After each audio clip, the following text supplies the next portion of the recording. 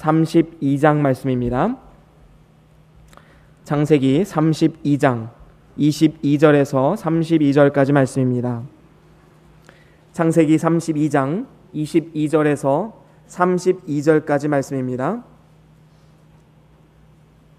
저와 여러분들이 한 절씩 교독하고 마지막 32절은 다 같이 한 목소리를 읽겠습니다. 제가 먼저 22절 읽겠습니다. 밤에 일어나 두 아내와 두 여종과 11 아들을 인도하여 야복나루를 건널세.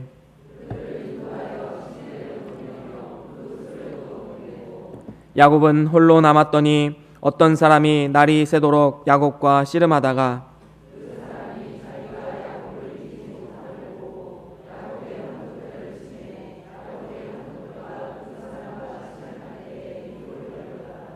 그 사람이 가로되 날이 새려 하니 나로 가게 하라. 야곱이 가로되 당신이 내게 축복하지 아니하면 가게 하지 아니하겠나이다.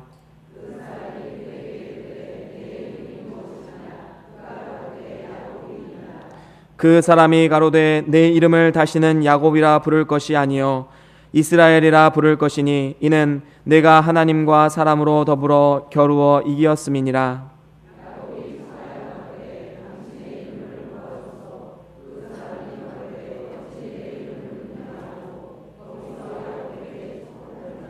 그러므로 야곱이 그곳 이름을 브니엘이라 하였으니 그가 이르기를 내가 하나님과 대면하여 보았으나 내 생명이 보존되었다 함이더라.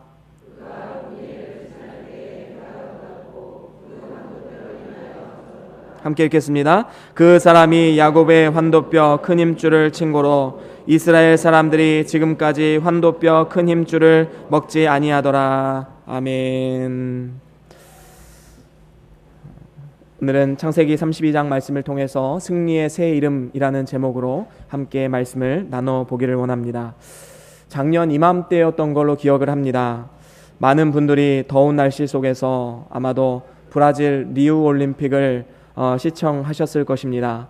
그때 올림픽 경기 중에서 많은 경기가 있었지만 저는 잊을 수 없었던 한 경기가 있었습니다. 그것은 펜싱에서의 박상영 선수의 게임이었지요. 14대 10으로 패색이 짙어지던 경기 막바지에 그 박상현 선수가 입으로 중얼중얼 거리는 모습이 카메라에 포착되었습니다. 뭐라고 했지요? 네, 할 수 있다. 할 수 있다. 할 수 있다. 할 수 있다. 3번을 외치고 나아갔는데 펜싱은 무승부가 돼도 같이 점수가 올라갑니다. 그래서 이제 같이 동시에 찌르는 무승부가 자주 나오는데 이 무승부가 돼도 사실 경기가 끝나요. 지면 뭐 말할 것도 없고요. 그런데 5번을 내리 이겨서 승리하게 되었지요. 그래서 금메달을 거머쥐게 되었습니다. 뭐 금메달을 땄다는 것이 중요한 것은 아니지만 그래도 그동안에 노력한 대가를 얻은 것 같아서 저도 한 사람의 국민으로서 먼 타지에 있었지만 함께 즐거워하고 기뻐했던 기억이 있습니다. 요즘에 특별히 이제 스포츠나 이런 데서 이러한 긍정적인 마인드를 굉장히 강조하고 있음을 보게 됩니다. 스포츠라는 이 경기가 사실은 이제 승패가 좌우되는 경기이기 때문에 여러 번 패하다 보면 패배의식에 젖게 되죠. 아, 나는 해도 안 되는가 보다. 나는 뭐 할 수 없는 사람인가 보다. 그렇게 되면 더욱더 패배의 늪으로 빠져들게 되는 것을 우리는 볼 수가 있습니다. 우리의 삶도 마찬가지지요. 우리는 어떠한 삶의 마인드를 가지고 삶을 대하는가, 그것은 그 삶의 결과에 있어서 많은 차이를 가져다 주게 됩니다. 예수님을 믿고도 때로는 계속되는 실패 속에서 우리의 삶에 역경이 찾아오게 되고 어려운 일이 닥치고 내 힘으로 해결할 수 없는 많은 문제들이 생겨나게 될 때 우리의 생각 가운데 사단은 어떤 생각을 심어줄까요? 아, 예수 믿어도 별거 없구나. 해도 안 되는구나. 나는 할 수 없는 사람인가 보다. 돈을 많이 벌었나? 자식이 성공하길 했나? 아니면 내 몸이, 내 육신이 지금 건강하길 하나? 우리는 이러한 사단의 공격에 맞서 싸워야 한다라는 것이지요. 그것은 인간적인 어떤 긍정의 힘, 나는 할 수 있다라는 것을 넘어서서 하나님이 주시는 새 힘과 능력으로 담대하게 이 땅 가운데 살아가는 것을 말합니다. 어떠한 상황과 환경 가운데서도 그것에 영향을 받지 않고 굳건한 믿음 위에 서서 나아갈 수 있는 믿음의 사람, 바로 그것을 하나님은 원하신다라는 것입니다. 그렇다면 우리가 어떻게 하면 이렇게 세상적인 긍정적인 마인드를 넘어서서 하나님 주시는 세임과 능력으로 날마다 승리자의 삶을 살아갈 수 있을까요? 오늘 성경 말씀을 통해서 하나님은 우리에게 이렇게 말씀하십니다. 승리의 새 이름을 받은 존귀한 사람임을 기억하라 라고 말입니다. 우리는 승리의 새 이름을 받은 사람들입니다. 그 존귀한 이름을 우리는 날마다 기억하고 날마다 회복해야 된다라는 것을 오늘 성경 말씀을 통해서 우리에게 들려주고 있는 것입니다. 오늘 말씀에 보면 형 에서의 추격에 이제 앞두고 무기력하게 야복강을 건너는 야곱과 그의 식구들의 모습을 우리는 볼 수가 있습니다. 지금까지의 야곱의 삶을 살펴보면 한마디로 말하면 자신의 지혜와 힘을 의지하면서 살아왔던 삶이었습니다. 야곱은 잔꾀에 능했지요. 속임수에 능했습니다. 그리고 열심히 일을 할 수 있는 체력도 있었습니다. 그래서 언제나 잘 되는 듯 싶다가도 언제나 결과는 그리 좋지 않았던 그러한 삶을 살아왔습니다. 처음에 아버지와 또 형 에서를 속이고 축복권을 가로챘을 때 야곱은 아마도 이렇게 생각했을 것입니다. 내가 이 축복을 가로챘기 때문에 나의 삶은 이제 평탄대로를 걷게 될 것이다. 전혀 문제도 없고 이제는 나에게는 하나님의 축복이 있기 때문에 좋은 일, 형통한 일만 생길 것이다 라고 생각했을 것입니다. 하지만 그의 삶에 찾아온 것은 너무나도 힘든 피난살이었습니다. 라반의 집에서 노예처럼 일을 하면서 이제 사랑하는 라헬을 얻는 듯 했지만 다시 라반의 속임수로 원치 않았던 아내를 얻게 되었지요. 다시 또 라반의 설득에 의해서 노예처럼 일을 하면서 그곳에서 돈 주고도 바꿀 수 없는 젊은 시절에 20년을 보내게 되었습니다. 물론 마지막 6년에는 하나님께서 은혜를 주셔서 야곱도 많은 재산을 축적하게 되었지만 또 라반의 집을 떠날 때에 자신의 고향인 가나안 땅으로 돌아갈 수 있는 기회를 얻게 되었지만 또 복병이 나타나게 되지요. 이제 하나님 말씀을 쫓아서 이제 가나안 땅으로 다시 고향으로 돌아오려고 하는데 복병이 나타납니다. 그 복병이 누구입니까? 바로 에서입니다. 그곳에는 형 에서가 버티고 있었던 것이지요. 더군다나 야곱이 돌아온다는 소식을 듣고 어떻게 합니까? 이제 형 에서가 400명의 군사들을 이끌고 야곱을 마중하러 나옵니다. 과연 축복하기 위해서 나올까요? 그렇지 않지요. 축복하려면 혼자 나와도 되겠지요. 아니면 식솔들을 데리고 나와도 되겠지요. 하지만 에서는 군사를 데리고 나왔습니다. 그것도 400명이나 되는 군사 말입니다. 야곱은 정말로 이 소식을 들었을 때 절망에 빠졌을 것입니다. 이런 상황에서 야곱은 어떻게 해야 마땅하겠습니까? 야곱은 당연히 하나님을 의지하고 하나님께 간구함으로 나아가야 하는 것이 마땅한 것이지요. 하지만 야곱은 그렇게 하지 않았습니다. 어떻게 했을까요? 야곱은 자신의 힘을 의지했습니다. 그래서 자기가 가지고 있던 재물과 능력과 어떠한 노예들을 이제 에서에게 뇌물로 주기 위해서 준비하는 모습이 나오지요. 그래서 이 예물들을 앞세우고 뒤에 식소들을 뒤로 이제 세움을 통해서 이제 앞에 에서가 나타났을 때 이 뇌물로 에서의 마음을 어떻게든 풀어보려고 했던 그런 인간적인 마음이 있었습니다. 하나님을 의지해야만 하는 하나님의 사람으로서 야곱은 마땅히 하나님만 의지하며 나아가야 되겠지만 그의 삶 가운데 자신의 힘을 여전히 의지하는 그러한 삶의 모습이 나오기도 합니다. 이런 때, 이런 상황에서 야곱은 어떤 생각을 했을까요? 그는 어쩌면 패배의식에 젖었을 수도 있습니다. 라반을 피해서 다시 고향으로 돌아오려고 하니까 또다시 에서가 버티고 있었습니다. 나는 어딜 가나 이렇게 노예의 삶, 정말 힘들고 고단한 삶을 살아갈 수밖에 없구나. 왜 나의 삶은 이렇게 어려움의 연속이지? 산 넘어 산이구나. 이러한 고단한 삶 가운데 과거의 실패와 좌절이 떠오르면서 두려움에 사로잡히게 된 것입니다. 이런 상황에서 야곱은 길을 가다가 야복강을 만나게 됩니다. 그냥 평탄한 길도 걷기가 힘든데 그 앞에 강이 나타나게 된 것이죠. 야곱과 그의 식솔들은 그 강둑을 따라서 쭉 걷습니다. 그리고 배가 없었기 때문에 가장 얕은 이 강을 찾아내었습니다. 그것은 야복나루였습니다. 그래서 먼저 자신의 가족들 먼저 떠나보내지요.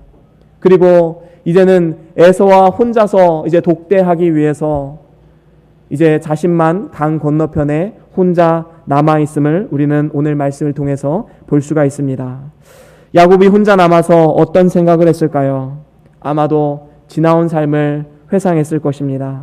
생각도 정리하고 마음을 진정시켜서 에서를 만날 준비를 하고 있는 것입니다. 그런데 바로 그 순간에 갑자기 어떤 사람이 나타나서 야곱을 공격하는 것입니다. 그래서 그 사람과 밤새 씨름을 하게 되었습니다. 처음에는 이 사람이 누구인지 몰랐습니다. 나중에서야 이 사람이 하나님의 사자인 천사라는 것을 알게 되었지요. 그런데 이렇게 씨름을 하는 과정에서 어떤 일이 벌어집니까? 우리 25절 같이 한번 읽어볼까요? 25절 말씀입니다. 시작.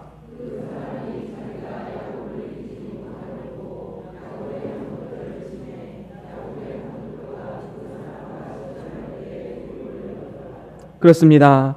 여기서 보면 야곱이 이제 그 어떤 사람과 싸움을 하기에 앞서서 죽기 살기로 아주 사력을 다해서 나오는 모습을 보게 되죠. 하나님의 천사도 이기기가 힘에 붙였던 것입니다. 그래서 어떻게 됩니까? 야곱의 환도뼈를 쳐서 위골되게 했습니다. 여기서 환도뼈라는 것은 넓적다리 뼈입니다. 다시 말하면 허벅지 뼈이지요. 어떤 사람들은 이제 이 환도뼈라는 히브리어가 다른 성경에서는 허리라는 의미로 사용되었기 때문에 어떤 사람들은 골반뼈라고 이야기하는 사람도 있습니다. 어찌되었든 이 뼈가 대퇴부뼈이든 아니면 골반뼈이든 중요한 것은 무엇입니까? 이 뼈가 위골됨을 통해서 야곱은 모든 것을 잃었다라는 것입니다. 야곱은 자신이 그토록 자신했던 건강을 잃었습니다. 환도뼈는 몸의 중심을 이루는 뼈이지요.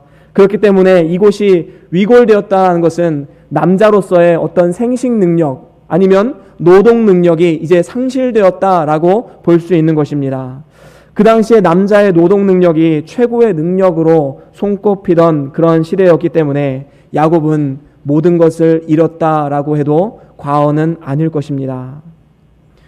이러한 상황 가운데 이제 날이 밝아오면서 하나님의 천사가 떠나려고 하자 26절에 보면 야곱이 이렇게 말하지요. 당신이 내게 축복하지 않으면 가게 하지 않겠습니다 라고 지금 말하고 있는 것입니다. 이제는 하나님을 의지하며 이 하나님의 천사임을 깨닫고 이제 이 사람을 내가 놓으면 내가 이젠 죽겠구나라는 생각을 하게 된 것입니다. 그래서 아주 죽기 살기로 이제 붙들리는 그러한 야곱의 모습을 우리는 볼 수가 있지요. 그런데 오늘 말씀에 이 야곱이 천사와 씨름하는 장면을 보면 마치 우리의 모습을 보는 것과 흡사합니다. 예수님을 믿기 이전의 삶은 언제나 하나님과 씨름하는 모습이지요. 경쟁자가 누구입니까? 하나님입니다. 사람들은 말하죠. 나는 하나님과 씨름한 적이 없는데.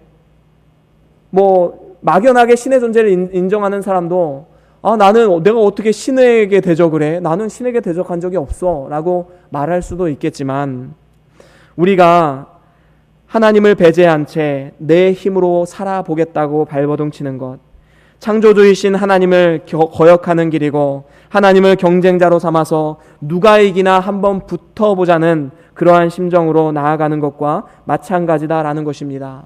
그래서 내 힘으로 내 능력으로 내가 무언가를 해보겠다고 하지요. 나 자신을 의지하면서 살아갑니다. 내가 가진 부와 권세와 능력이 전부인 것처럼 이 땅 가운데 살아가게 됩니다. 다시 말하면 우리 모든 인간에게는 영적인 환도뼈가 누구에게나 다 있습니다. 여러분, 내가 의지하는 것, 내가 하나님보다 더 사랑하는 것, 그것이 무엇입니까? 야곱은 자신의 능력을 과신했습니다. 11명의 아들들도 있었고 그리고 재물도 많이 있었습니다. 때로는 계속해서 실패를 맛보긴 했지만 그의 삶 가운데 그는 믿을 만한 구석이 있었습니다. 이와 마찬가지로 우리가 하나님 이외에 내가 지금 믿고 의지하는 것, 그것이 바로 영적인 환도뼈다라는 것입니다. 하지만 사람이 이것만을 의지하면서 살아가다 보면 언젠가는 오늘 말씀처럼 꺾이는 날이 있습니다. 살아있는 동안에 꺾이지 않더라도 언젠가는 죽음의 문턱 앞에서 꺾이는 날이 있지요. 여러분, 아무리 물질이 좋다고 해도, 아무리 돈이 좋다고 해도 그것을 의지하면서 일평생을 살아간다 할지라도 죽음 앞에서 이것이 꺾이는 것을 우리는 경험할 수 있습니다. 아, 이것이 죽음의 문제를 해결할 수 없구나. 인생 헛살았구나. 그런 것을 깨달을 날이 분명히 있다라는 것이지요. 저는 그렇기 때문에 우리의 영적인 환도뼈가 일찍 꺾이면 꺾일수록 저는 축복이라고 생각을 합니다. 저는 20대 초반에 꺾였습니다. 젊을 때 꺾인 것이 얼마나 큰 감사의 제목인지 모릅니다. 제가 만약에 일평생 동안에 내 힘과 능력을 의지하고 나의 건강을 의지하고 내가 가진 것을 의지하면서 일평생을 살아가다가 마지막 순간에 아, 내가 인생 헛살았구나.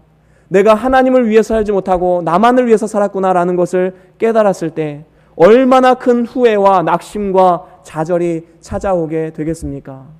그렇기 때문에 우리의 삶 가운데 만약에 내가 의지하고 있던 이 영적인 환도뼈가 꺾여졌다면 그것은 하나님의 축복인 줄로 알고 또한 하나님의 은혜인 줄로 알고 감사하며 나아가는 저와 여러분들의 삶이 될 수 있기를 주의 이름으로 간절히 소원합니다. 그렇습니다.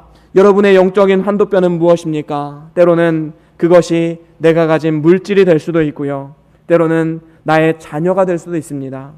때로는 나의 건강이 될 수도 있습니다. 때로는 나의 사업체가 될 수도 있습니다.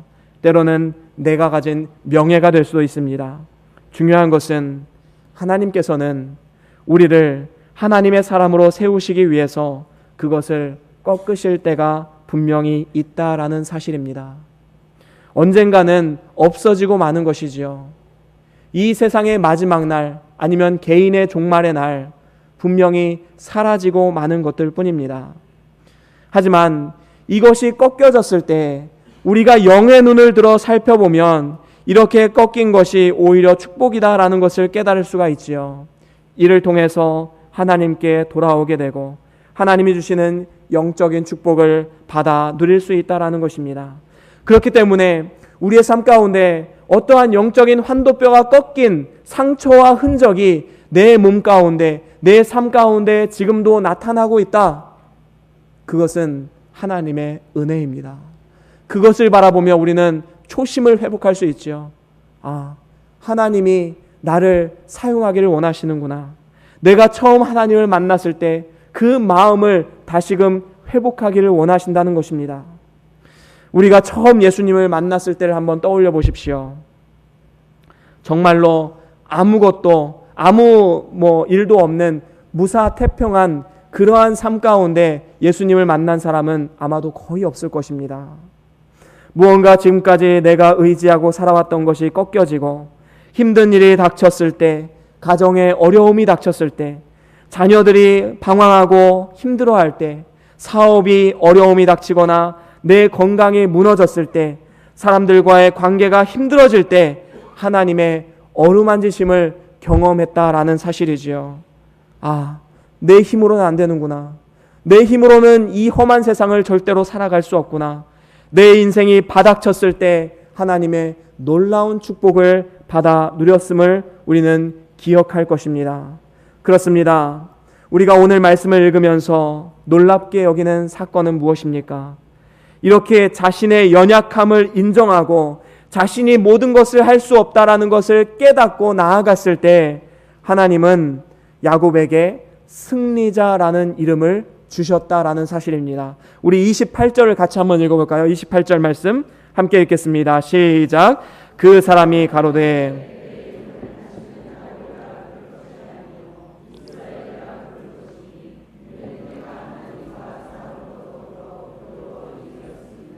그렇습니다. 원래는 야곱의 이름의 뜻은 그가 붙잡았다라는 뜻입니다. 태어날 때 형 에서의 발 뒤꿈치를 붙잡고 태어나서 이런 이름이 붙여졌지요. 뿐만 아니라 이 발 뒤꿈치를 붙잡는다는 건 무엇입니까? 남을 깎아내리고 경쟁에서 이기고자 하는, 다시 말하면 속여서라도 내가 이겨야만 하는 이러한 경쟁심이 굉장히 많은 그러한 사람을 의미하지요. 그래서 속이는 자라는 의미도 가지고 있습니다. 그래서 야곱은 일평생 다른 사람을 붙잡고 깎아내리고 힘들게 하고 속이는 그런 죄인된 삶을 살아왔지요. 무엇보다도 자신의 힘을 의지하고 부와 성공만을 위해서 발버둥 쳤던 그러한 삶을 살아왔습니다. 하지만 이제 하나님께서는 이렇게 말씀합니다. 이제 너는 더 이상 야곱이 아니다. 이제 너는 남을 붙잡아 깎아내리는 사람도 아니고 속이는 죄인도 아니다. 너는 이제는 뭐라고 말합니까? 새 이름 이스라엘이다 라고 말씀하고 있습니다. 이 이스라엘의 원래 뜻은 하나님과 더불어 승리했다라는 그러한 뜻을 가지고 있지요. 다시 말하면 승리자의 이름을 주신 것입니다. 너는 승리자이다. 이스라엘 부를 때마다 승리자 이렇게 부르는 겁니다. 이것이 누가 붙여준 이름입니까? 하나님이 붙여주신 이름이지요. 야곱이 하나님 앞에서 승리자가 될 수 있었던 것은 그가 능력이 있어서도 아니고 그가 힘이 있어서도 아니었습니다. 하나님 앞에서 자신의 솔직하고 가난하고 비참한 모습을 그대로 드러냈을 때 이러한 축복을 받게 된 것이지요. 하나님, 저는 영적으로 파산 상태입니다. 하나님의 도우심 없이는 단 한순간도 살아갈 수 없는 연약한 존재입니다. 하나님, 도와주십시오. 간절한 마음을 가지고 나아갔을 때 하나님은 야곱에게 승리자 이스라엘이다 라는 이름을 주신 것입니다. 우리도 마찬가지입니다. 천방지축으로 뛰어다니는 양과 같은 우리의 인생 가운데 하나님께서 먼저 찾아오셔서 승리의 새 이름을 주셨습니다. 그것은 영적 이스라엘이란 이름입니다. 그리고 그 영적 이스라엘은 하나님의 자녀라는 이름으로 대체할 수도 있지요. 이 이름을 우리가 얻게 된 것은 예수 그리스도의 피공로를 의지해서입니다. 예수님께서 십자가에 달려 죽으신 것이 내 죄를 위해서 죽으신 것이다 라는 것을 믿고 의지하고 예수님의 피공로가 나의 공로임을 믿음으로 나아가는 모든 성도들에게 하나님께서는 영적인 이스라엘이다, 너는 영적으로 승리한 사람이다 라는 이름을 우리에게 붙여주었다라는 것입니다. 그리고 또한 이 십자가의 공로를 나의 공로로 인정해 주시고 하나님의 자녀가 되는 권세를 주신다라고 성경 말씀은 우리에게 들려주고 있는 것입니다. 그렇습니다. 하나님께서는 사랑하는 야곱의 환도뼈를 치심으로 그의 후손인 이스라엘 민족을 승리자의 이름으로 만들어 주셨습니다. 이제는 그의 사랑하는 독생자 예수 그리스도를 십자가에 달려 죽게 하심을 통해서 예수 그리스도를 통해서 그 영적인 후손들에게 영적 이스라엘 승리자의 이름을 우리에게 주셨다라는 것이지요. 이것이 바로 우리에게 큰 은혜입니다. 그래서 우리는 새로운 사람이 된 것입니다. 새로운 피조물이 된 것이지요. 고린도후서 5장 17절에 이렇게 말합니다. 우리 같이 한번 찾아볼까요? 고린도후서 5장 17절 말씀입니다.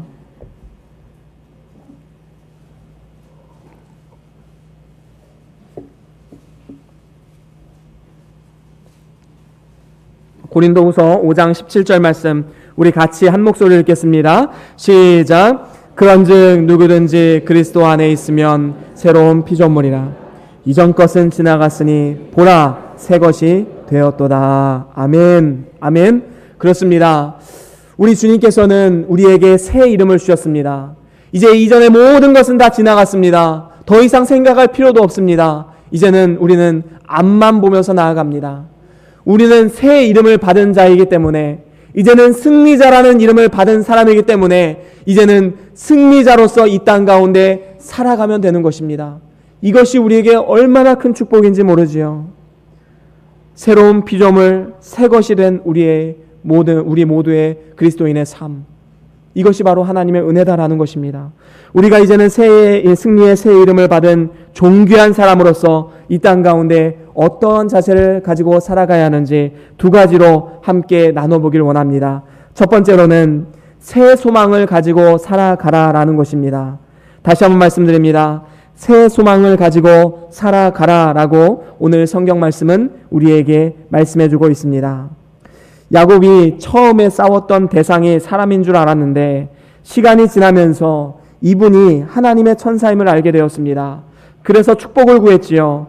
그리고 그곳의 이름을 30절에 보면 브니엘이다라고 이름을 지었습니다. 그 브니엘이란 이름은 하나님의 얼굴이라는 뜻을 가지고 있습니다. 구약시대에는 죄 많은 인간이 거룩하신 하나님을 대면할 수가 없었습니다. 만나면 곧 죽음이었지요. 모세라는 위대한 선지자도 시내산에서 불붙은 떨기나무 앞에서 나타나신 하나님의 영광을 바라보며 두려움에 떨었습니다. 왜 그렇습니까?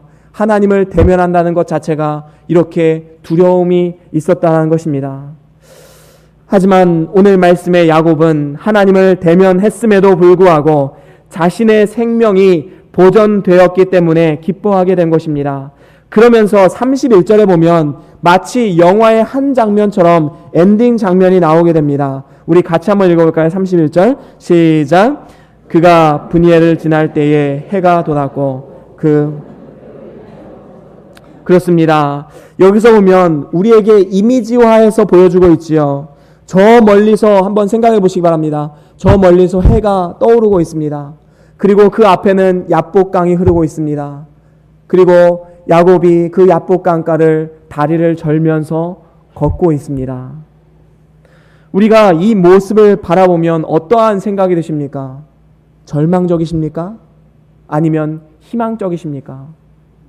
지금 야곱의 상황만 놓고 보면 참으로 절망적인 상황이지요. 왜냐하면 이제 앞으로 어떻게 살아가야 할 것인가? 앞으로 가나안 땅에 가서 그곳에서 밭을 일구고 또 여러 가지 생산을 해서 살아가야 하는데 환도뼈가 위골되어서 더 이상 잘 걸을 수 없는 이러한 상황 가운데 어떻게 이것을 희망적으로 볼 수 있겠습니까?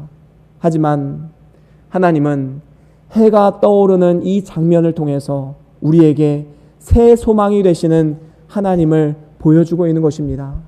야곱의 마음도 이제는 됐다. 내가 하나님만 의지하면서 살면 되겠구나라는 그러한 생각이 분명히 있었다라는 것입니다. 우리도 마찬가지입니다.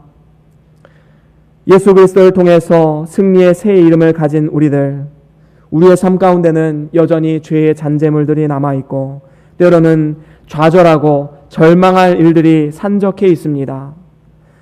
여전히 월급 가지고 한 달을 사는 것이 너무나도 힘들고 여전히 건강이 좋지 않아서 통증 가운데 시달리고 있고 여전히 직장 상사는 나를 괴롭히고 있고 여전히 내 주변 사람들은 바뀌지 않아서 나를 힘들게 하고 있습니다.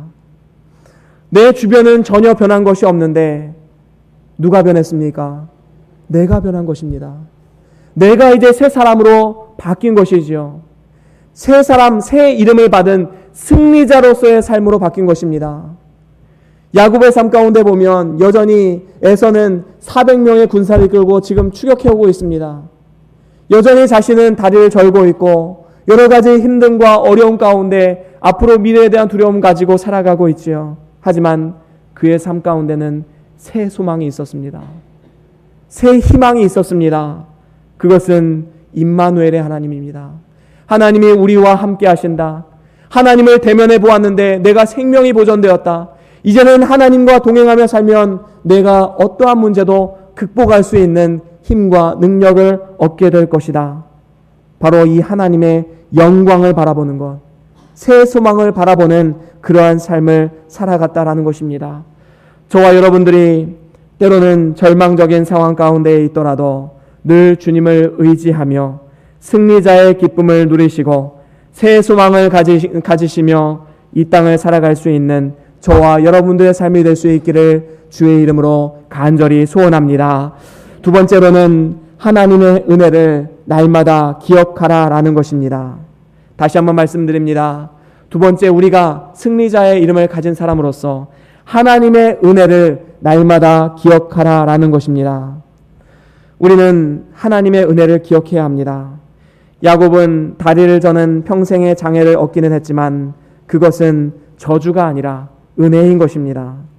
그는 자신의 몸을 보면서 평생의 기억으로 삼았을 것입니다. 그것은 하나님을 대면했던 기억입니다. 우리도 마찬가지이지요. 우리의 삶 가운데 때로는 하나님께서 영적인 환도뼈를 위골시킬 때가 있습니다. 예수님을 잘 믿는데 때로는 사업이 흔들리기도 하고, 때로는 자녀들이 방황하기도 하고, 때로는 건강이 무너지기도 합니다. 하지만 이것은 절대로 하나님의 저주가 아닙니다. 하나님의 저주는 이미 예수님께서 십자가상에서 다 받으셨습니다. 그렇기 때문에 더 이상 우리에게 남겨진 저주는 절대로 없다라는 것을 우리는 날마다 믿음으로 나아가야 한다는 것입니다. 사실 인간에게 있어서 가장 큰 저주가 무엇입니까? 그것은 예수님을 모르고 영원히 나 자신만을 위해 살아가다가 영원한 지옥 불구덩이에 빠지는 것이 저주인 것이지요. 우리는 이 저주에서 벗어난 사람들입니다. 이제는 예수님과 동행하며 일평생 주와 더불어 살아가는 복된 삶을 우리는 기억해야 된다라는 것입니다. 그렇기 때문에 우리가 이러한 삶의 여정 가운데 닥치는 모든 어려움과 힘든 일들은 하나님께서 내가 하나님께로 한 걸음 더 나아가게 하는 축복의 기회로 우리는 알아야 된다라는 것입니다. 우리가 자녀들을 양육할 때 자녀들에게 매를 들 때가 있지요. 그 매를 듦을 통해서 그 아이가 잘못되길 바라는 사람이 누가 있겠습니까? 만약에 그런 사람이 있다면 아들에게 막 장애를 입히기 위해서 매를 드는 사람은 그 정신 상태가 잘못된 것이지요. 정말로 바른 부모라면 정말로 사랑의 마음으로 때로는 매를 들 때도 있다라는 것입니다. 그렇기 때문에 우리가 우리의 삶 가운데 하나님의 이러한 흔적들이 남아있다면 내가 하나님의 은혜를 입은 사람이다라는 것을 우리는 깨달아야 된다라는 것이지요. 그래서 32절에 보면 이렇게 말씀합니다. 우리 같이 한번 읽어볼까요? 32절 시작.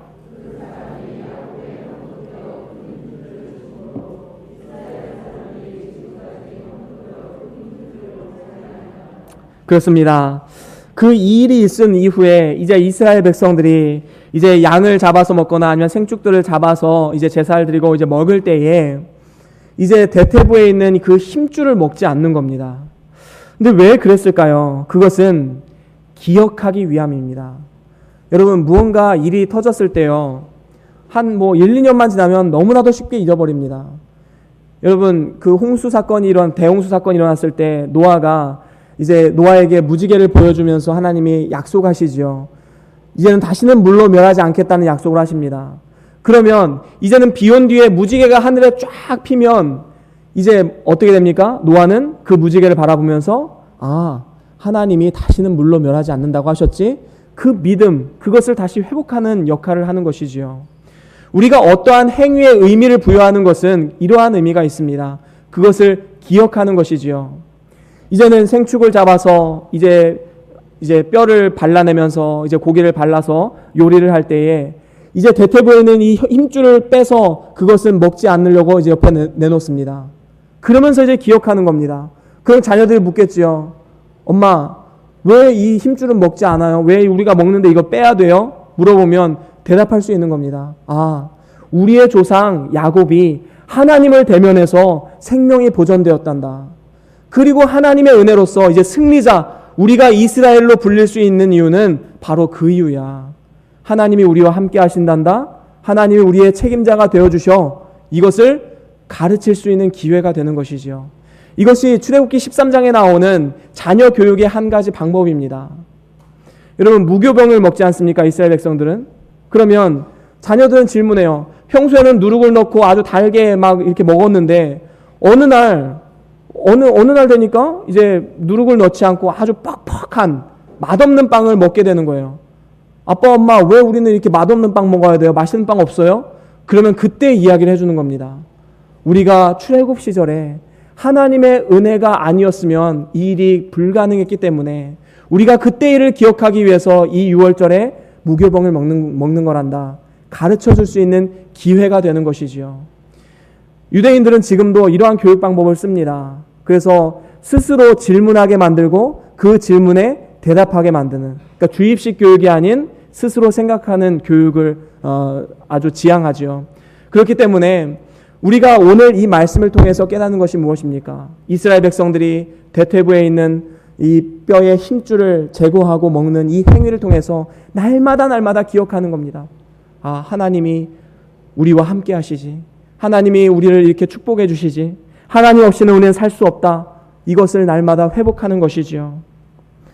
오늘날 우리가 예배를 드리는 이유는 무엇입니까? 자녀들은 질문할 것입니다. 아빠, 엄마, 왜 다른 친구들은 주일날 다 놀러 가는데, 수영장 가고 들로 산으로 놀러 가는데 왜 우리는 주일날 교회 나와서 이렇게 힘든 의자에 앉아서 예배 드려야 돼요? 우리는 뭐라고 대답하시겠습니까? 아이, 그저 잔말 말고 그냥 따라와, 이렇게 얘기하시겠습니까? 그렇지 않지요. 이 예배에 대해서 가르쳐 줄 수 있는 절호의 기회인 것입니다. 우리가 죽을 수밖에 없는 사람인데, 아무 소망 없이 살아가던 사람인데 하나님께서 은혜를 주셨기 때문에 우리가 그 은혜에 감사하는 마음으로 하나님께 예배하고 영광을 드리는 삶을 살아야 된단다. 우리는 이렇게 가르쳐 줄 수 있는 사람이 되어야 하는 것입니다. 이 모든 것이 다 하나님의 은혜를 기억하기 위함이다라는 것입니다. 여러분, 이 자리에 왜 나오셨습니까? 복 받기 위해서 나오셨습니까? 물론 이런 마음 가지고 나오신 분도 있으리라 생각이 돼요. 아, 주일을 한 번 빠지면 뭔가 내 삶에 뭔가 문제가 생길 것 같은. 하지만 우리가 예배를 나오는 근본적인 이유는 하나님의 은혜를 기억하기 위함입니다.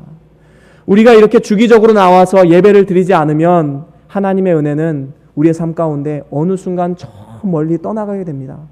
이제 다시 또 내 힘과 능력을 의지해서 살아가는 그러한 비참한 인생을 살아갈 수밖에 없다라는 것이지요. 히틀러는 독일의 아우슈비츠 이 포로 수용소에서 600만 명이나 되는 이 포로들, 유대인들을 학살했습니다. 이 학살을 당한 유대인들은 지금 뭐라고 말합니까? 우리는 그들을 용서했다. 하지만 우리가 잊지는 말자. 이것이 무엇입니까? 이미 일어난 일은 어쩔 수 없습니다. 용서해야죠. 그들을 어떻게 하겠습니까? 복수하겠습니까? 용서해야겠지요. 하지만 중요한 것은 무엇이냐 하면 우리는 이 사건이 다시 한번 반복되지 않기를 우리는 기억해야 된다라는 것을 강조하는 것입니다. 날마다 그들은 날마다 기억해요.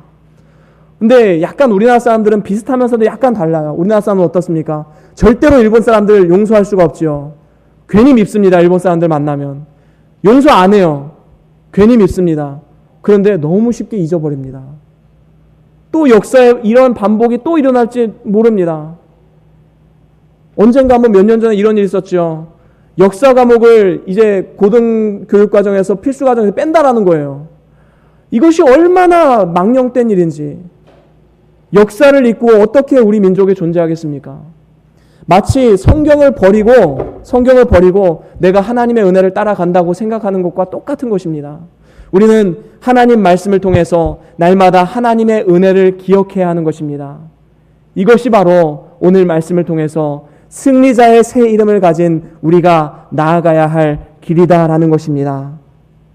야곱이 하나님을 대면하고 브니엘에서 겪었던 그 영광스러운 모습, 그것과는 비교할 수 없는 큰 은혜를 우리는 누리고 있다라는 것입니다. 저와 여러분들이 이 귀한 하나님의 은혜를 날마다 예배를 통해서 회복하시고 기쁨과 감사로 살아갈 수 있는 저와 여러분들의 삶이 될 수 있기를 주의 이름으로 간절히 소원합니다.